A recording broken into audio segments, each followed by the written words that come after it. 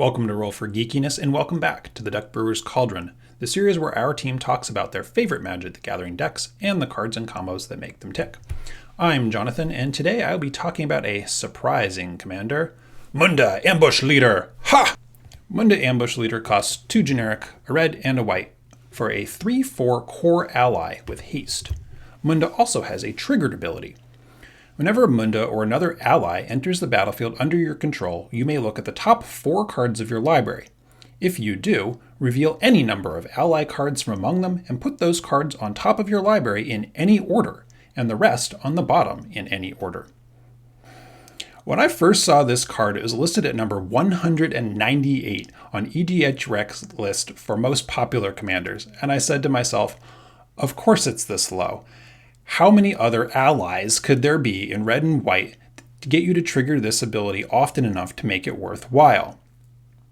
And then I did a Scryfall search, and I quickly realized that there's quite a few, and many of them also have enter triggers. The gears started to turn, and I had to build this deck. What's also really interesting about a lot of the allies in this deck is their market value. All of these cards can be picked up as singles for less than a quarter a piece, and many are even less than a dime. This whole deck would be valued at less than $10 if I hadn't decided to put a few splashier pieces in. Alright. Let's get into what the deck does. As I already mentioned, almost all of the allies in this deck do something when they or another ally enter the battlefield. Most of the time that's to provide a temporary buff in the form of a power or toughness boost, or the granting of a keyword, haste, vigilance, first strike, etc. By having a critical mass of allies in the deck, Munda's ability to stack my deck, and a few token creators besides, I can make sure that I'm triggering all of these abilities every turn, sometimes several times, and even more if I have Panharmonicon out. This makes for a big scary board, and I swing. That's kind of it. There's no real subtlety here. That said, I do like Nahiri's Resolve because I can blink stuff out to keep it protected and have it re-enter the battlefield again next turn, getting all of those triggers all over again.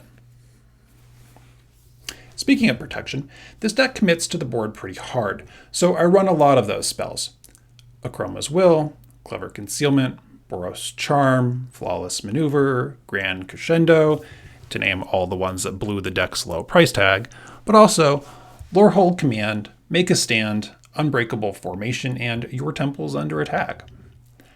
When those fail, a couple of big recovery spells, Rally the Ancestors and Storm of Souls, let me get a bunch of allies back from my graveyard all at once to trigger a bunch of abilities all over again, even the ones returning depending on how I stack them.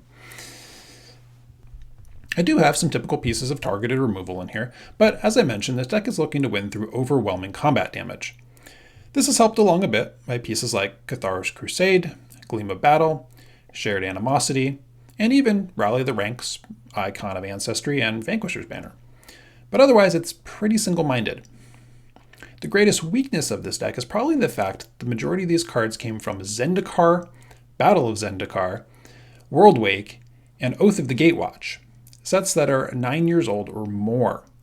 I can't help but think that if these cards were released in today's meta, that many of them would have lower casting costs.